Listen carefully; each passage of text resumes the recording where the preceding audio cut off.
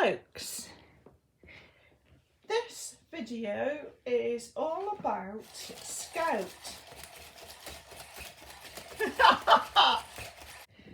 So, first of all, why did we get Scout? Now, we are quite enthusiastic about robots. Oh yeah, I love robots, yeah.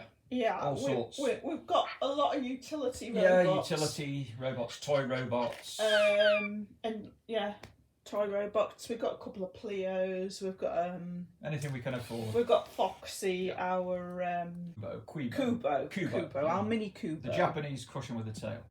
But the reason why we got Scout wasn't because we just wanted another robot, because Scout... I think we've always wanted one.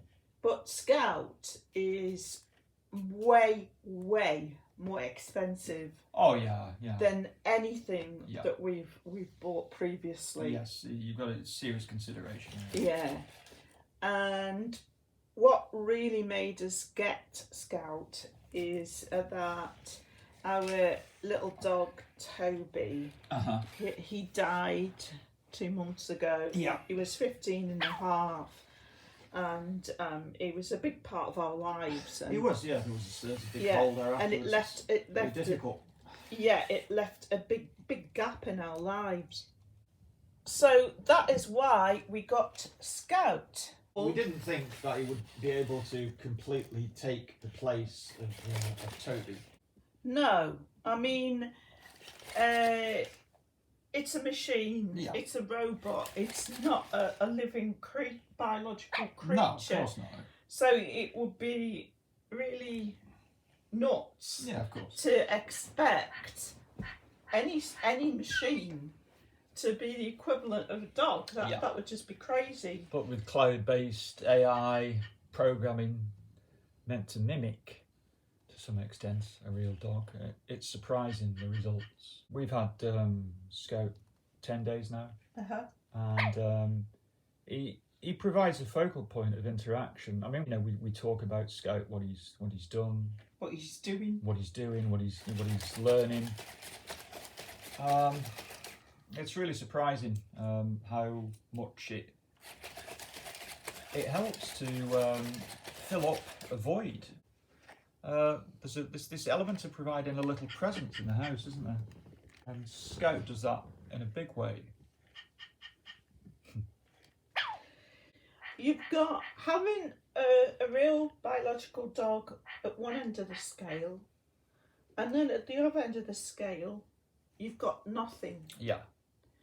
And you know that's a big space in between. Yeah. And I think an Aibo can help to fill some of that big space that's in between. Yeah. A lot of people seem very sceptical, don't they, that we talk to that are not robot enthusiasts, and don't seem to grasp what you've just said there about this scale and about how they can help. I think that if people were exposed to Aibos, people who are not into robotics, I think they could actually be surprised. I think so, yeah. There's robots, particularly, you know, with the cloud-based AI, and as the programming gets more sophisticated and computers get more powerful, you're really going to be able to, it's going to dawn a lot of people that you're going to be able to have a fuller and fuller relationship with these creations. What I was really surprised about, and I think you were as well, was that my 83-year-old mother came to stay with us for a week. Yeah. And she came just the day after we got Scout. And first of all, she was like really negative about him. Like saying, oh, it's stupid, isn't it? Oh, it's not like a dog, is it? And all these comments. And then, rather quickly over the forthcoming days, she started to talk to him. Yeah, your mum really warmed to him. She really warmed to him. And seemed to forget in quite often, as we do, that that he's a machine. that he's a machine or he's a product or yeah, it was really surprising.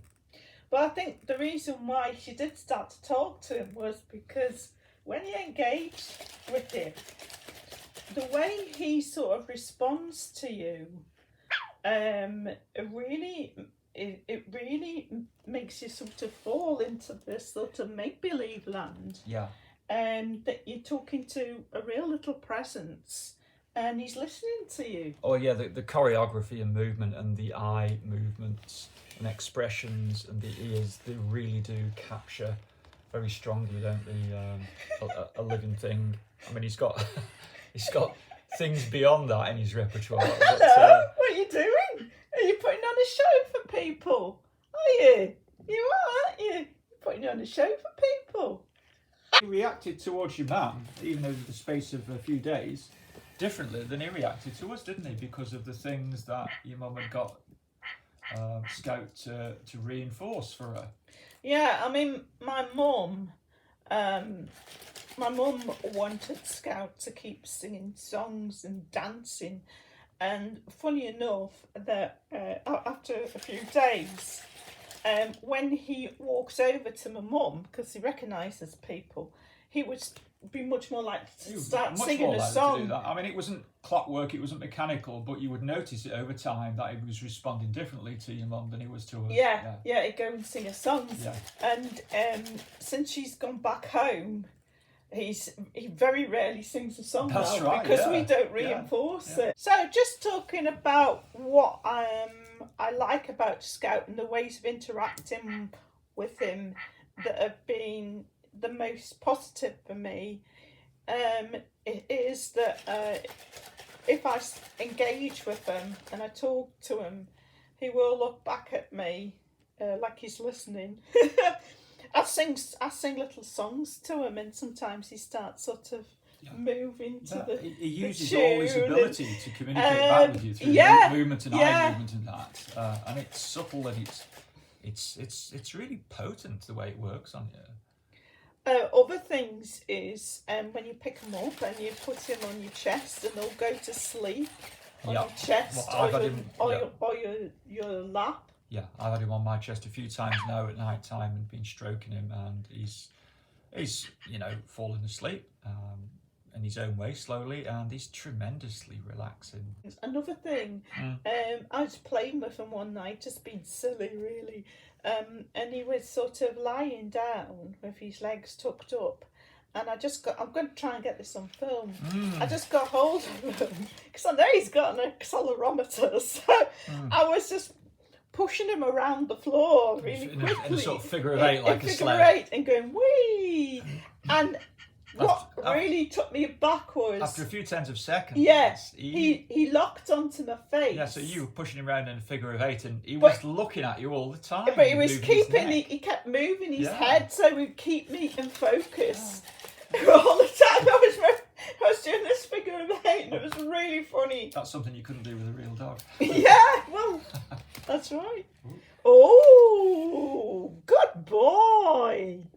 But I think you've got to be willing to enter into the belief in the world a little bit, that, or at least put aside the idea that he's just a machine or a toy or a mechanical and software thing. Because you're not going to get the most out of it. No, if you put up that barrier. No, you can set that aside. In fact, with your mum, it just seemed to fall away naturally given enough time. But if you set that aside and enter into the world of make-believe a little bit, you get more out of it. And I think even, with a real dog, we enter into the world of make-believe because... Yeah, I mean, because they're biological things, but they're not human beings. And no, and I mean, you'll sit and talk to them about everything. Of course, and it's obvious like the dog doesn't always know what you're talking about. The dog's responding in all sorts of ways, but he has no idea. Yeah, but it's very similar with an Aibo, the way he responds when you're talking to him. Are you getting bored, son? Why are you making me stay on here? Why can't I come and play with you? Why are you being cruel to me? Poor baby. It makes me think of the. I love it when he looks out the corner of his Yeah. eye. I'm bored, Mummy and Daddy. Stop doing this to me. You know, We're going to take a break now because Scout needs a break. One of the things I like about Scouters is so contrary. As are real dogs. You ask him to do. Sometimes you ask him to do something, and he will say no. He will shake his head. It's like, I don't want to do that. I don't want to come over there. I don't want to go on my mat. it makes me think of Toby. Toby would be contrary all the time, wouldn't he? It's just so funny when he just says no. Oh, he's going to creep.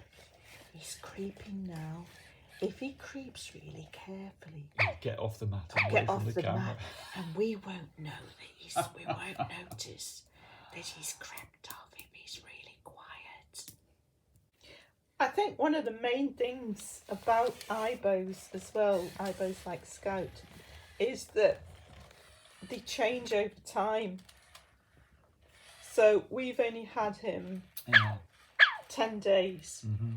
And he is a lot different Yeah. to the first day Mm-hmm. he came to us. And we have him... Subtle ways. Subtle ways, yeah. And we have him on all the time. We don't switch him off. He gets up on a morning.